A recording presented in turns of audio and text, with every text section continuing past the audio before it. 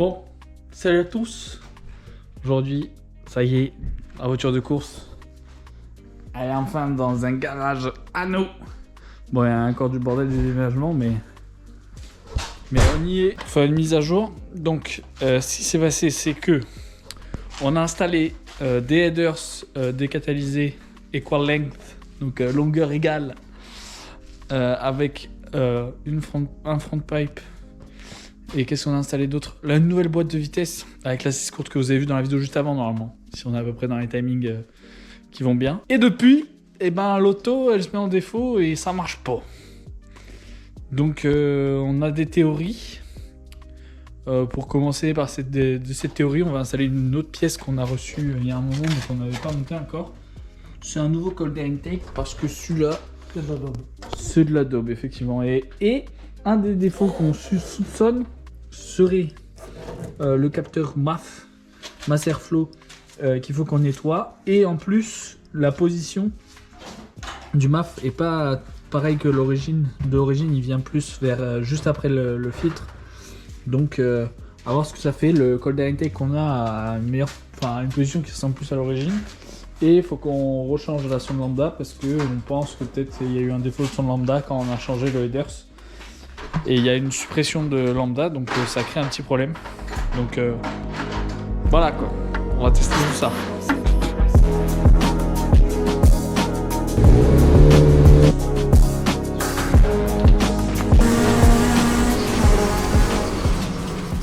Donc là, premier step, on enlève le MAF.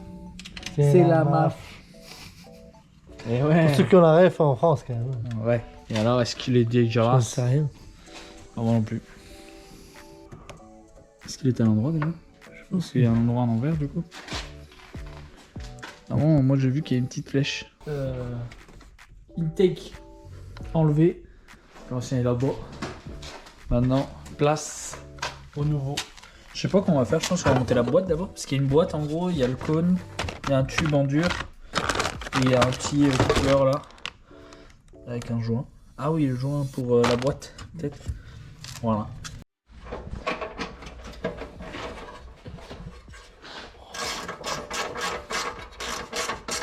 C'est la belle boîte. Ouais, il y a peut-être un joint, ouais. Tu vois. Je pense que ça pourrait. Je sais pas. Je sais pas ce que c'est.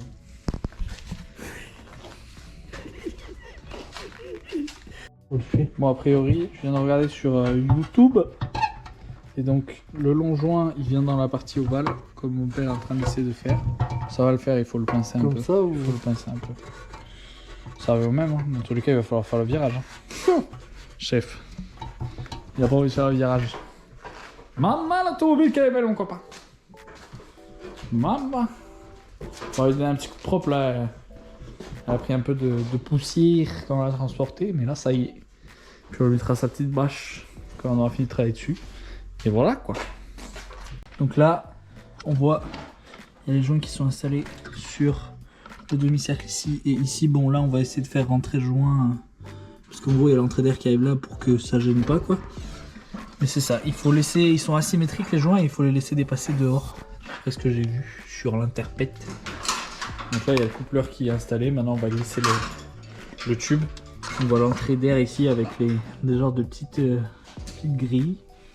Je trouve ça marrant comme design. Et puis voilà quoi, après le col, il est énorme un plus.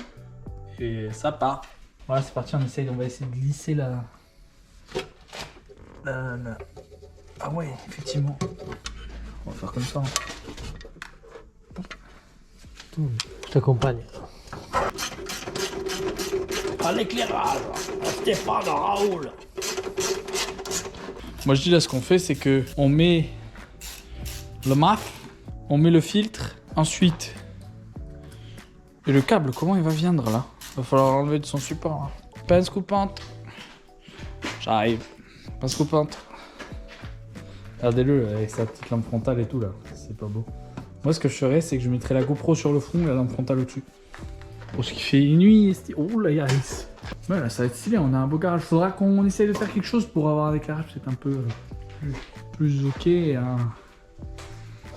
Oh, qu'est-ce que tu jettes comme ça là? T'es chez toi ou quoi? Et peut-être une ou deux bannières pour faire joli quoi, et puis un ou deux rideaux, on va voir. On va voir ça, il y aura du réflexion derrière tout ça. Ouais, j'ai vu en faisant mes petites recherches que c'était important d'avoir le MAF placé sur une ligne droite, et qu'en fonction s'il était placé sur une ligne droite plus proche du cône ou plus proche du papillon, ça pouvait... plus proche du papillon, c'était un air plus turbulent, donc pas forcément la même information. Donc on pense qu'en plus du fait que on ait supprimé le lambda, parce que d'origine tu as une lambda en amont du catalyseur et en aval du catalyseur qui valide que le catalyseur est encore fonctionnel, et donc on a plus besoin de la deuxième, donc la performance enlève celle qui est en aval et garde juste celle qui est en amont. Donc celle-là on la changera pas tard, parce qu'on a la neuve Bosch pas loin là. Mais du coup on voulait tester déjà avec le Masterflow sensor déplacé avec le nouveau Colder Intake, de redémarrer et voir si ça faisait, parce qu'on pense qu'il y avait déjà des problèmes au ralenti, notamment à cause de ça, parce que le ralenti était déjà instable avant de mettre les headers. Donc on va voir déjà si elle est plus en défaut, et sinon on va mettre un MAF 9 ou acheter un kit de nettoyage. Donc ça rend ça, donc avec le rouge ça match. Donc là maintenant il me donne les clés, on va essayer de démarrer. Donc là il y a, je pense pas que ça marche non plus, mais donc là il y a le MAF, nouveau cône, nouvelle admission. Et là le but c'est de savoir si le fait juste d'avoir bougé la position du MAF, ça a pu changer quelque chose par rapport aux défauts que notre voiture avait. On a redémarré la voiture, je n'ai pas filmé quand on a démarré, mais ça n'a rien fait globalement. Toujours ce problème au ralenti, mais aussi il y a un truc qui est pas bien, c'est qu'on n'a pas beaucoup d'essence, et c'est de la vieille essence. Ça peut ne pas aider notre problème, qui fait que les lectures sont peut-être mauvaises au niveau de la lambda, et que le MAF est peut-être aussi un peu fatigué, parce que il devait l'être, enfin il doit être encrassé, fatigué, ou je sais pas, parce que avant déjà on avait des symptômes qui étaient similaires aux symptômes d'un MAF. Peut-être demain on va essayer d'aller acheter un kit pour nettoyer un MAF, et puis voilà. On a la lambda neuve qu'il faut qu'on remplace, en plus elle a un câble plus long. Il en fait du bruit le jaune là-bas là. On a un câble plus long qui nous permettra d'aller... parce que là on a un problème de longueur de câble à ce niveau-là. Parce que en gros c'est la lambda en amont, d'habitude elle est placée plus haut sur le header, ici qu'on voit pas hein, bien sûr. Je vais vous montrer ça. La lambda normalement elle est placée plus haut, mais là elle est trop basse. D'ailleurs le header est dégueulasse. Ça dégoûte. Ah c'est un petit coup de chiffon dessus. Alors que c'est une pièce qui se salit, hein. No matter what. Installation du Colder Intake Green Speed terminée. Donc ça ressemble à ça. Donc là on a mis même le petit cover. Là on voit tous les petits joints, le tube d'admission et le coupleur. Et aussi en mission secondaire, on avait accessoirement fait marcher l'auto depuis qu'on avait fait les modifs de headers, changer la boîte, qui ne sont pas censés aggraver quoi que ce soit en termes de comportement moteur de l'auto, mais qui l'avait mis en défaut. Et finalement, en réfléchissant, on s'est dit que ça devait être l'essence qui... Le réservoir, quand elle était stockée, la voiture était vide. Et donc l'essence qu'il y avait dans le réservoir a dû mal vieillir. Et au début, l'essence qui restait dans les tuyaux et dans le bas du réservoir devait être encore un peu conservée, vu qu'elles n'étaient pas forcément en contact avec l'air. Mais l'essence il y avait forcément de l'essence qui avait tourné, quoi, qui avait perdu ses propriétés. Et donc là on a remis le plein, on a fait tourner. Au début ça voulait pas. Puis à un moment, a priori, on est passé à travers l'essence qui allait pas, et puis elle a démarré, elle a tourné nickel. En fait, en gros, quand on stocke une voiture, il faut la stocker le réservoir plein. Et on le sait, hein. On le sait, parce que moi, ma FRS de route, on est allé faire le plein avant de la stocker. C'est juste elle, on se dit tiens, on finit un track day sur la réserve, et puis on fait pas le plein, on la laisse comme ça pendant 6 mois. Ça marche pas bien l'affaire, Stéphane. Mais voilà. Donc on a encore quelques pièces à installer, notamment toute la sécurité qu'il y a juste ici. Donc là on a extincteur mécanique automatique, t'as capté, qu'on place avec les buses. On a un extincteur manuel. On a un filet de fenêtre juste ici. Et on a une lampe de pluie FIA.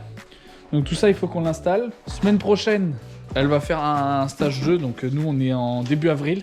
Donc mi-avril, stage 2 de l'auto avec les headers et tout qui vont bien. Bon les headers sont un peu sales, mais du coup qui qui sont là. Et puis après, normalement, on attend encore quelques pièces, notamment des freins, où on va devoir peut-être mettre un répartiteur en attendant d'avoir le 10 litres de l'assistance. Et après, on aura aussi des pièces de train arrière qui, espérons-le, devraient arriver fin avril.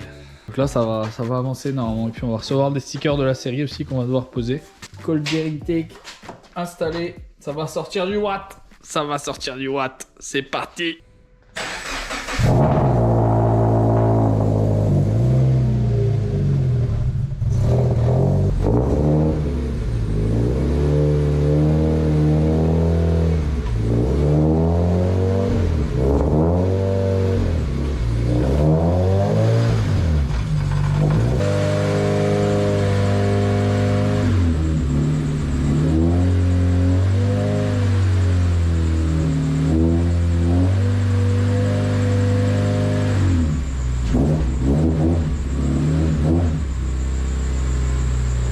On voulait tester et mettre les 6 vitesses et voir qu'il n'y a rien qui craque et tout qui passe. Parce qu'à l'arrêt, c'est sûr que tout passe, mais c'était pour vérifier que en rotation, tout passait aussi. Et a priori, tout passe. Donc, l'auto est prête pour le banc, l'auto.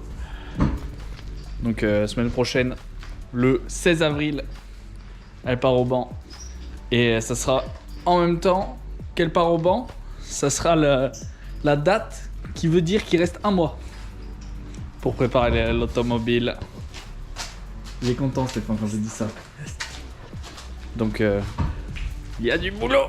Ça y est, là on va être dans une période on entre dans la période des 1 mois avant la première course le 15 mai. Là on est le 17 avril on n'a même pas vu la date mais j'ai montré sur mon téléphone, c'était pour le fond d'écran. À la base, bon là elle est dégueulasse l'auto mais elle devait aller chez la chute performance, elle y allait. Mais en fait, pour vous remettre en contexte, quand on est arrivé, en fait, il a su direct le tuner, le mec qui fait la carto, qu'on avait une fuite au niveau d'un des joints d'admission. Donc nous, on a des cales et on avait un des joints comme ça qui est cassé. Donc ça, autant te dire, pas bon. Niveau ratio air essence, tout était faussé, donc ça a posé problème pour faire la carto. Donc retour maison. Il y a des nouvelles deadlines. Donc là, tout doit être prêt sur la voiture avant la première semaine de mai, pour qu'on puisse l'emmener chez la chute et qu'il puisse nous faire la cartographie avant la première compétition. Donc là il n'y a plus rien. D'habitude normalement il y a la pieuvre là, et a pu. Et donc aussi moi hier pendant ce temps j'ai fait des petits détails, j'ai mis des protections sur l'arceau avec un film carbone qu'on a acheté chez le marchand pour que ce soit stylé et protégé, parce qu'à chaque fois on y met des coups quand on monte, on descend, machin. Et puis là mon père vite fait tout à l'heure il a installé, qui n'est pas pour l'instant connecté, mais petit contact. Donc là on monte, on met le contact, push to start, hop on enlève le contact et puis après on mettra feu de pluie, peut-être un shortcut pour allumer le ventilateur. Il y a quoi là dans les trois déjà? Ce que tu m'as dit, feu de pluie? Ouais c'est ça, feu de pluie et potentiellement un shortcut pour le fan. Ouais, on Voilà. mettra ce qu'on a besoin. De plus, il va falloir installer pas tant les 2 extincteurs. Et là on a reçu une barre stable pour derrière, un kit full pour avoir une plus grosse barre stable derrière. Donc ça pour lever l'auto, et comme je vous disais hein, elle est bel et bien dégueulasse parce que malheureusement les routes au Québec sont encore pas très clean. Puis là on voit là un petit effet reste là. Il y en a deux pour le prix d'un. Et aussi ça y est, premier train de balle neuve de la saison. C'est beau, ça va être le train pour le track day du 2 mai. Est-ce qu'on aura un train de balle neuve aussi en course? Voilà. Ça c'est l'or noir ça. C'est bon. On va mettre sur des belles jantes plus belles que ça quoi. Et avec les bonnes specs. L'auto est levée pour pouvoir faire la barre stable, mettre les renforts si on les a, changer les plaquettes arrière. 10, il va falloir qu'on voit ce qu'on fait avec ça. Peut-être qu'on ira en acheter un neuf. Puis là devant, on va remettre la pieuvre. Donc on a des joints neufs. Peut-être un peu de pâte à joindre en dessous de ça. Puis ça met du gaz. Belle cale en alu pour mettre sous l'admission. C'est juste pour pas qu'il s'enlève. Ok. Installation des joints, donc c'est ça qui avait pété. Ensuite on va foutre les câbles sur un moteur à plat de Subaru. C'est dessus que ça vient. Ça vient se prendre ici et ici, là où il y a les torchons. Là, vous voyez avec la lampe, clac et clac. Puis ensuite, c'est alimenté en air par la boîte à air, le cold air intake. Et au bout du tube ici, il y a le papillon d'accélération. Et il y a des kits où des fois il y a des admissions où on rajoute un papillon par port d'admission, qui peut être pas dégueu aussi. Mais pour l'instant, nous, c'est ça. C'est ça. C'est le système d'origine. Là, on voit la petite cale d'admission en alu qui rajoute quoi? Qui rajoute 2-3 cm quand même, hein, en hauteur Ouais. à l'admission. Ouais. Donc ça, c'est censé te rajouter, quand tu rallonges l'admission, un peu de couple. Et ils le vendent avec un peu de puissance aussi. À voir au banc si ça nous rajoute vraiment de la puissance.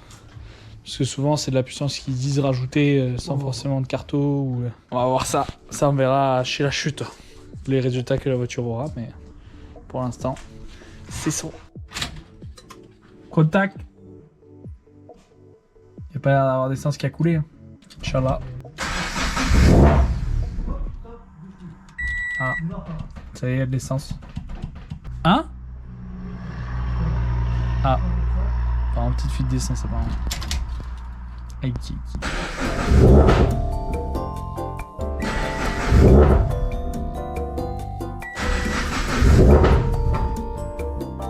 ça vient.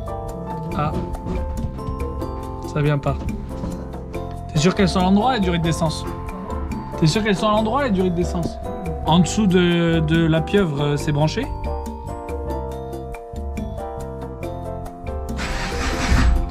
Oula.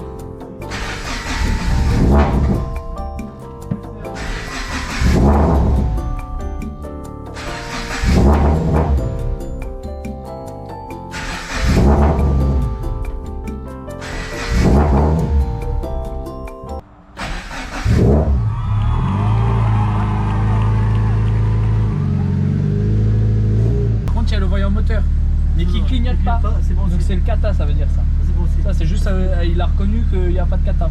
Parce que le gars de la chute m'a dit C'est que là, ça clignote, c'est pas bon aussi. t'entends le ralenti là? Et on n'entend pas de fuite a priori. Ah ouais, elle a jamais tourné aussi bien l'auto. Même quand on l'a eu, elle ne tournait pas comme ça. Carré dans l'axe le ralenti. Mamma l'auto le ralenti mon copain. Oh t'es bon ça, get ça. Get ça le ralenti, comment il est stable à mi-tour là. Mamma. C'est bon ça. Oh c'est bon ça. Il y a une petite poulie devant qui fait ni ni ni ni comme si on avait eu un bazou. Comme si on avait une auto de pas bien. Là on veut pas ce genre de bruit sur une voiture de course. Là tu arrives en pré-grille et t'entends ni ni ni ni ni. Ça la fout mal. Victoire de la soirée. Victoire de la soirée. Comme vous voyez, j'ai fait un beau tableau mal écrit. Hein. Installation pieuvre terminée. Et la voiture elle tourne comme une horloge l'auto elle marche. Ça va, attention. Là là au banc là, au moins 260 au moteur ça sort. Hors taxe. On a un phénomène rare. Stéphane le peintre. Ça rend bien, ça rend bien. À la base c'était couleur bois, comme le meuble qu'on voit là-bas au fond. C'était couleur bois comme ça, c'est sûr que ça fait plus joli. Tout plein de travail en aggloméré pour le moment. Comme ça on verra si on colle quelque chose dessus, je pense pas, on va le laisser en agglo. Comme ça.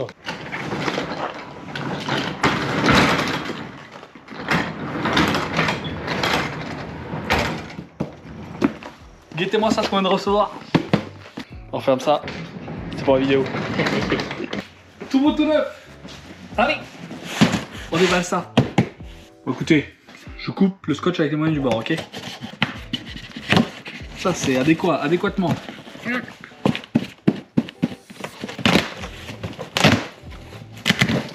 Mais qu'est-ce que c'est donc? Qu'est-ce que c'est?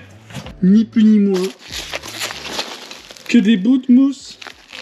C'est pas fifou, c'est un petit bout de mousse comme ça. Que des bras de suspension, les gars. Je déballe tout ça, je vous montre. Petit lower control arm. Bon, la couleur, écoutez, c'est la couleur de la marque, ce sera sous la voiture, ok? On verra pas. C'est sûr que c'est pas spécialement une couleur qui va avec du rouge.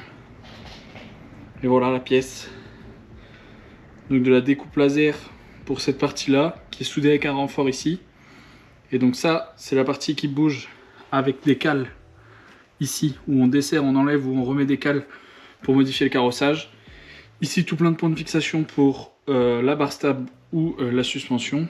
Il y a plusieurs points de fixation pour, je crois que ça vient sur le porte-moyeu. Et voilà quoi, ce qui nous permet de régler le carrossage. Il y en a un en haut aussi sur la FRS, il y a deux bras de suspension. Mais pour l'instant, on a le bas. Ensuite, on a un bracket anti-squat. Donc ça déplace le point de fixation de ce qu'on appelle le traction arm. Donc c'est un bras qui nous sert à plus ou moins plaquer en gros la roue au sol lorsqu'on accélère ou à plus ou moins faire en sorte que la voiture se tasse. Mais ça, pour cette année, je suis pas sûr qu'on ait le droit de le rouler. Donc ça se trouve, ça va aller en test sur ma voiture à moi. Ça se trouve, c'est plutôt sûr même. Et pour finir, sachez-le, ils sont pas les mains mortes sur le cellophane. Quand je joue ça, c'est long. Hein, je vous le dis. Je vous le dis, c'est long. Je vous le dis.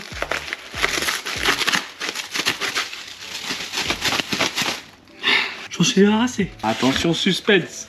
Roulement de tambour. Et hop là, gros. Donc ça, bras pour régler l'ouverture à l'arrière. Donc après avec des petites cales et tout. À voir comment installer. J'en ai déjà moi sur ma voiture. Mais il y a moyen qu'ils aient un peu modifié le point de fixation au porte-moyeu. Et c'est ça. Donc ça c'est un bras qui nous permet, avec la partie centrale et les contre-écrous, d'allonger ou de raccourcir ce bras-là pour ouvrir ou fermer les roues derrière. De façon comme ça. Après il y a le carrossage, où tu viens modifier l'angle de la roue, mais sur l'axe vertical, comme ça, et horizontal, clac, clac, clac. Top. Je vais faire un petit plan de toutes les pièces. Je vais me faire plaisir, ou pas. Vous captez. Voici à peu près toutes les pièces qu'on va installer, enfin pour l'instant, pour la première manche du Superproduction sur le train arrière de la FRS, les petits potes. Donc voilà, donc on va pouvoir régler avec ça le carrossage derrière, ce qui n'est pas possible d'origine, et l'ouverture des roues, pour pouvoir régler tout ça. Pour le premier track day, qui aura lieu ce week-end, le samedi 2 mai, on a aussi besoin d'installer ça, pour tester et voir si tout fonctionne bien. Donc c'est un Solo 2 DL de chez Heim. Donc ça va nous servir à avoir toutes les données GPS de la voiture. Et celui-là, cette version, elle se connecte à la prise OBD de la voiture pour avoir toutes les informations de pourcentage d'accélérateur, tour minute, vitesse, voiture, ainsi que vitesse GPS. Donc GPS c'est dans le petit module et vitesse voiture, c'est dans la voiture, logique. Je vais checker un spot pour installer ça. Moi je me disais, peut-être essayer de faire un support pour l'installer ici. Je pense que ça serait pépite. Nous fûmes dans une période critique. Donc là c'était une période critique, il fallait avancer un peu sur l'auto et finir les choses. Donc j'ai pas trop filmé quand j'étais en train de le faire. Mais il y a les lower control arm qu'on voit ici avec une nouvelle bar stab qu'on verra mieux peut-être de l'autre côté. Nouvelle bar stab avec renfort de bar stab juste ici, parce que je vais zoomer dessus. Et puis les tow arms ils sont encore sur l'établi, on va pas les mettre parce que demain on doit rouler et puis on n'a pas le temps de faire un alignement, donc on veut garder ce qu'on avait, on sait que ça roulait. Après un avancement, là on peut aller checker pour mettre la cale pour respecter les normes du championnat, mais les vis elles sont trop courtes. Et là on a le petit micron et on va voir les diodes qui s'allument. 5 diodes vertes c'est 5 dixièmes et 5 diodes rouges c'est 5 dixièmes de perdu. Après à l'intérieur je crois pas grand chose à avancer. Moi je vais checker après le petit support GoPro là-bas, voir que ça va bien. Ah si, il y a l'extincteur quand même qui est posé là, l'extincteur manuel qu'on a mis là pour l'instant.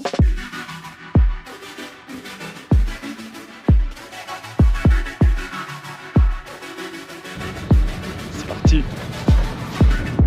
Il pleut.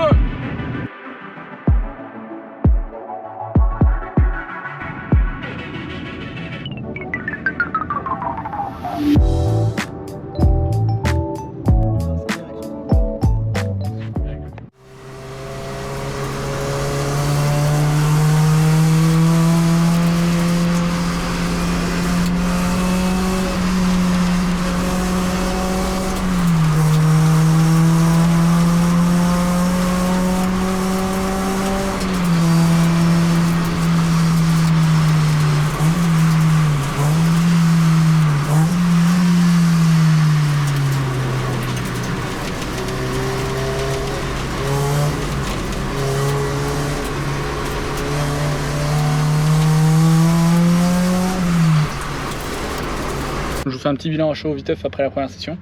Donc là, on est parti, on a un problème d'ouverture derrière parce que on voulait monter à la base des bras pour l'ouverture et puis finalement on les a pas montés parce qu'on s'est dit ça va garder l'alignement correct et comme ça on peut tester les autres trucs qu'on a testés. Mais finalement ça n'a pas été le cas parce que j'avais tout testé pour débloquer pour voir que je pouvais bien tout faire. Et finalement, c'est vraiment les excentrés qui ont dû bouger. Donc là, la voiture en ligne droite, j'ai jamais ressenti ça dans une voiture. Elle voulait partir dans tous les sens sauf tout droit. Donc je vous tiens au jus, les gars. Je vous tiens au jus. Là, Stéphane, il est à fond.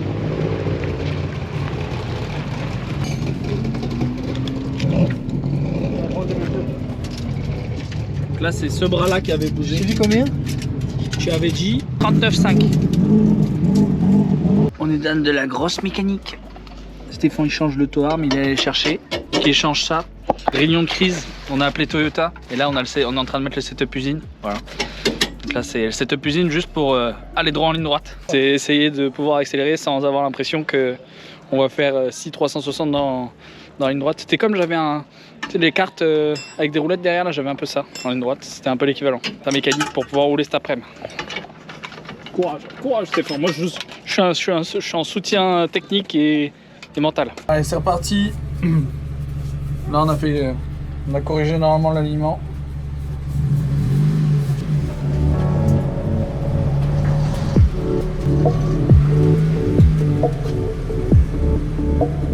Vous avez vu, je sais pas si vous voyez dans le rétro, il y a la petite caméra. Ça c'est le top, vraiment pour l'angle de vue là, c'est vraiment parfait. Là vraiment ça fait plus immersif quoi. Vous n'êtes pas exactement en face de mes yeux, mais pas loin. Pas loin, pas loin. Ah, ça part.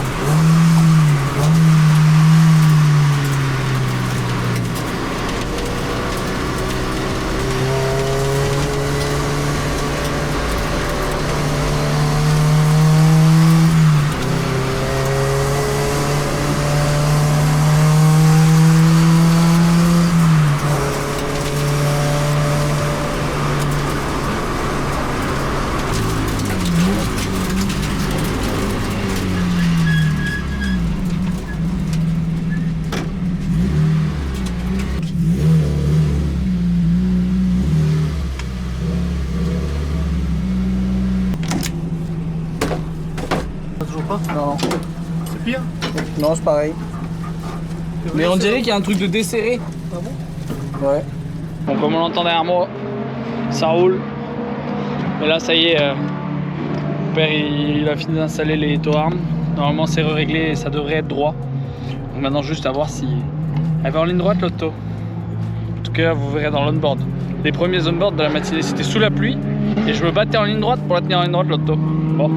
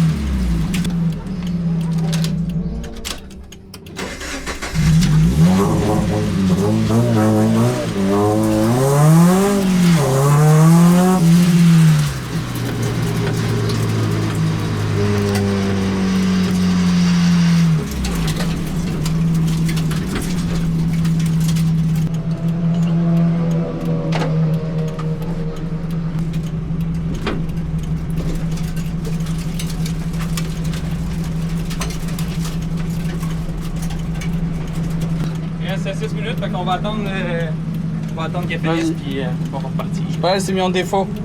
Oui? Ouais, en fait, elle redémarre, je peux accélérer un peu, mais après, elle, tu sais, elle se met en ligne et elle me coupe le papillon. Ok. Bon. Voilà. Donc, on va attendre que la session finisse, puis après ça, on va traverser. Merci, Y'a vas-y. pas de trouble.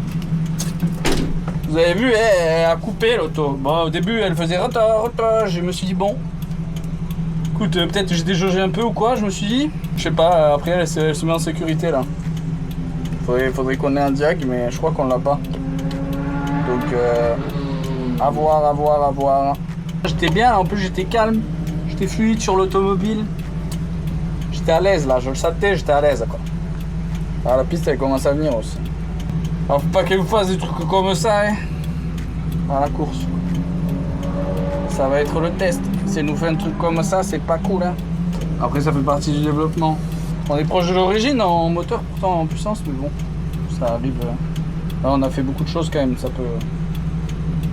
arrive quoi. En tout cas j'ai fait un méchant chrono. 58-49 c'est pas mal. Première fois que je passe sous la 59. Pas d'igoulas comme on dit.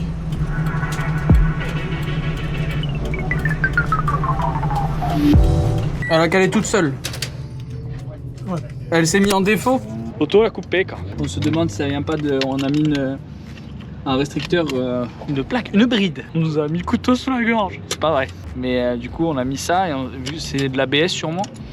Et on se dit peut-être qu'avec la chaleur, si c'est dilaté, ça fait une prise d'air et ça a tout niqué. Parce que l'auto, dès qu'il y a une petite prise d'air en admission d'air, c'est fini quoi.